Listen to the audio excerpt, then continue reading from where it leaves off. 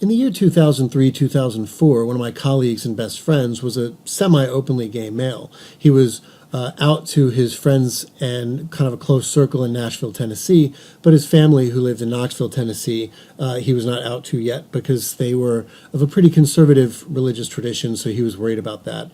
But as a really close friend, we talked about a lot of stuff that friends talk about, including, who do you have a crush on, who are you dating, tell me about your date, how did it go, stuff like that. So we were talking about dating one day, and he said to me something. He said, Kevin, I don't know if you fully appreciate how much more difficult it is for gay people in this area than for straight people. And I kind of said to him, well, I'm pretty sure I understand some of those areas, but what do you have in mind specifically? And he said to me, look, when straight people are asking someone out, first of all, you can kind of develop crushes on people without really having to think about their sexual orientation. If you develop a crush on a female, you don't have to think, well, I wonder if she likes males.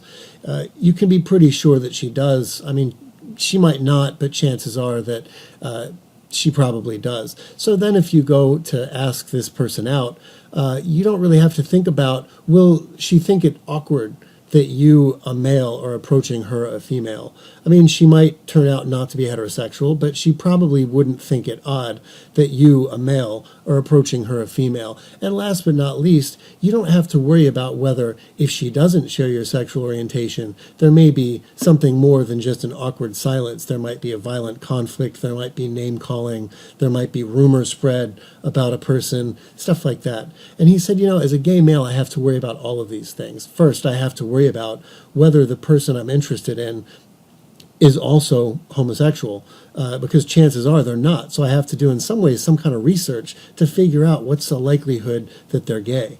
Secondly, I have to worry about, if I approach this person and they're not gay, will they find it a little bit awkward that I'm approaching them? Will they be a bit squeamish about that? Because many heterosexual men are squeamish about being approached by gay men. And last but not least, I have to worry about, if they are squeamish about something like that, is the situation potentially a violent one? If you approach the wrong heterosexual male who's a bit too squeamish about being approached by a gay male, there's a potential of violent conflict, there's a potential of, pretty abusive name-calling, there's a potential of a whole lot of stuff like that. So his point is, look, Kevin, I mean, there's certain things that you just don't have to worry about. And in some ways, Kevin, when I hear you talk about what it's like to ask, a heterosexual woman out, I kind of envy your position. I kind of wish that it was that easy for me, but it's not.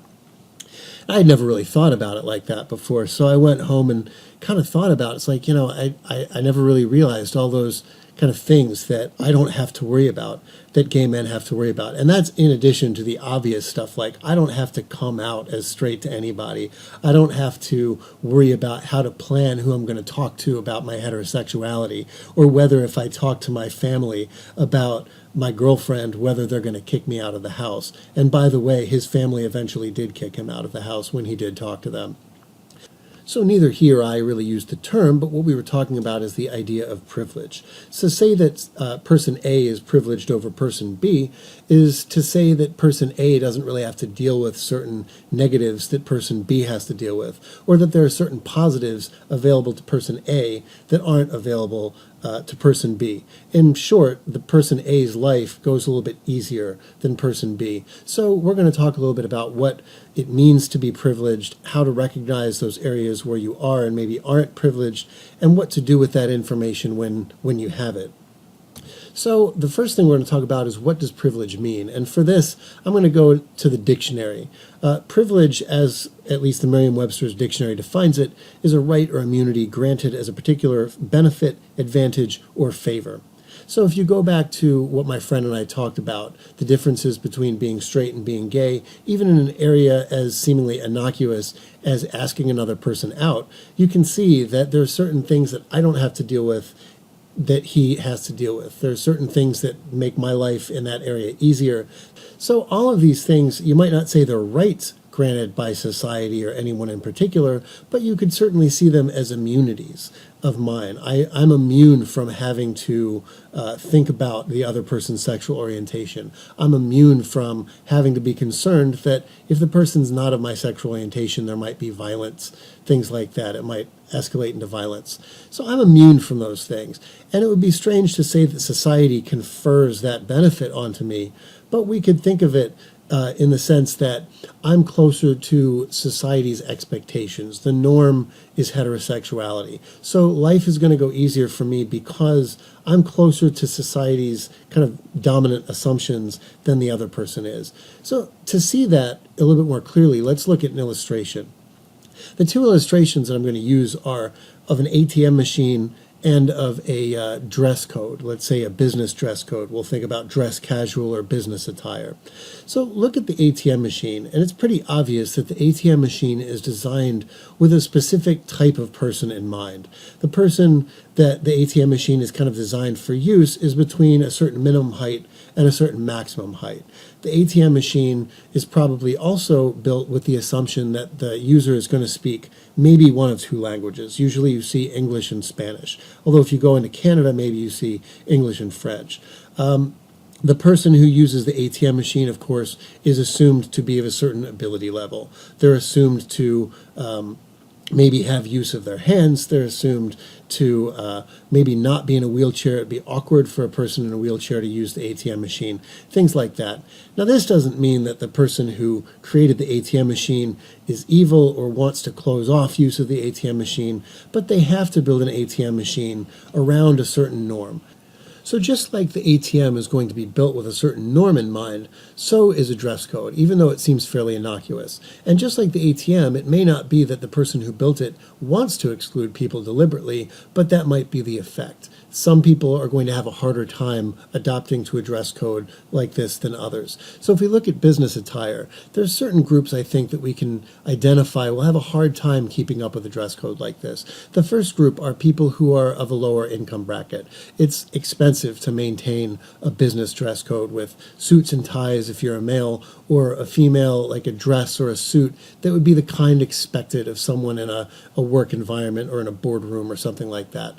So that's one group who may be somewhat excluded. Another group are people for whom their ethnicity or religion make it difficult or maybe impossible to adapt to a dress code like that. So the most obvious example may be a Muslim female who's required to wear a hijab or a headscarf or a niqab, which is the kind of traditional dress that kind of covers Muslim women in the way that their religion demands. So with this, we can kind of understand how the idea of privilege works. With the ATM machine, there's a certain social norm that if you're within, you're going to have an easier time using the ATM than if you are, let's say, below that height range or above that height range. And the same thing when you look back with my friend and I, when we're talking about the dating scene and how much easier it might be for straight people than gay people. And the reason that is because just like the ATM, the dating scene has a certain kind of social norm. We live in a society that some people call heteronormative. And that means that straight is the norm, gay is not the norm. So I don't really have to worry about when I ask someone out whether they're straight or gay, because chances are they're straight. They may not be, but chances are that they are. And if they aren't, they can probably understand why I would have asked them out and assumed that they're straight, because we live in a world where that is the norm. So if you're not straight, if you're gay, if you're bisexual, what have you, you can't make those assumptions. The world is going to be in some ways harder for you than it will be for straight counterparts. Another example of privilege in a racial domain, in terms of white privilege, is studies that have been done that actually show that it is, if you have a quote-unquote European-sounding name, it's going to be easier for you to get a job than it will be if you have quote-unquote an African-American-sounding name. So there's a study that was done in the early 2000s called Are Emily and Brendan More Employable Than Lakeisha and Jamal? And basically, here's what they found. The authors found that applicants with white-sounding names are 50% more likely to get callbacks for jobs and to eventually get jobs than people with African-American sounding names. The study basically sent out the same applications to different employers with the same qualifications but with different names. Some had Emily, others had Lakeisha, some had James, others had Jamal, things like that. And that's what they found, is that the same applicants are more likely to be called back by a percentage of 50% if you have a European sounding name than an African American sounding name. So that is also kind of because of privilege. We live in a world where there's certain assumptions about what kind of the default natural names are, and those are European American sounding names. If you have an African American sounding name, you fall outside of that norm, and the area of employability and even things like maybe school performance and things like that aren't going to go as well for you than if you have the name that falls within that norm. So now that we've looked at all those things, let's think about how we can apply this to the school environment.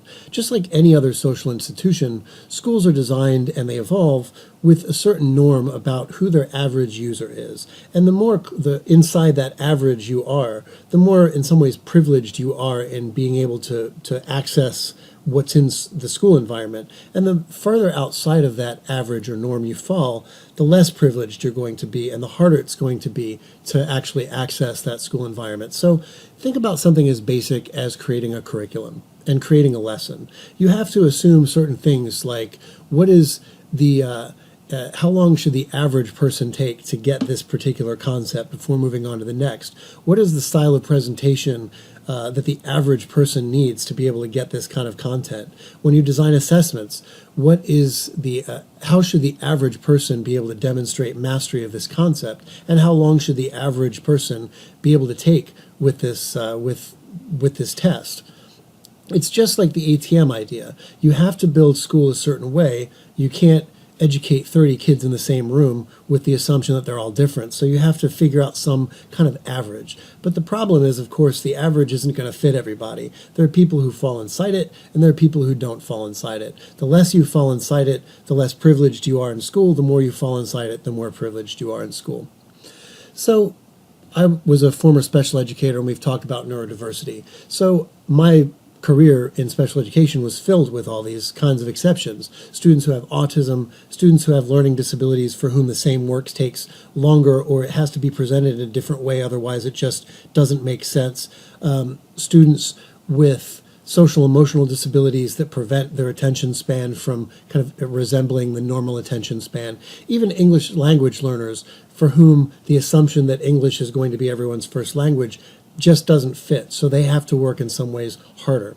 So our job was to give them accommodations, but even with accommodations, the idea is that privilege means you don't have to have accommodations. Privilege means you don't have to consider using accommodations. You don't have to be labeled in special education, things like that. The less privileged you are means the harder you have to work, even with accommodations, to kind of keep up a normal pace.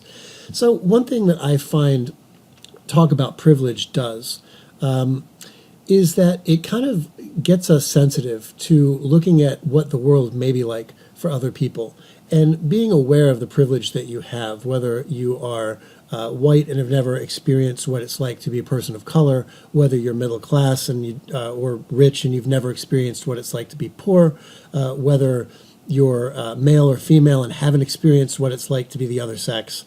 Talking about privilege and hearing all the research on privilege really kind of brings home some sort of sympathy and empathy of how those of us who have privileges in certain areas can maybe work to make the lives of those without that same privilege a bit easier. So when my friend and I were talking about what it's like to be straight versus what it's like to be gay and the obstacles he has that I don't have, obviously there's not a whole lot I can do. I can't forfeit my straight privilege. It's something that I have. It's something that I kind of go through the world with. But what I can do is maybe be a bit more sensitive, be a bit more of an advocate for gay rights, be a bit more of a ear for gays and lesbians who have challenges to kind of talk about those challenges with, which is why I'm a Safe Zone ally at East Carolina University. And all of that is kind of a result of me thinking about how those of us who have certain privileges can potentially use those privileges to make lives easier for others who don't have those privileges.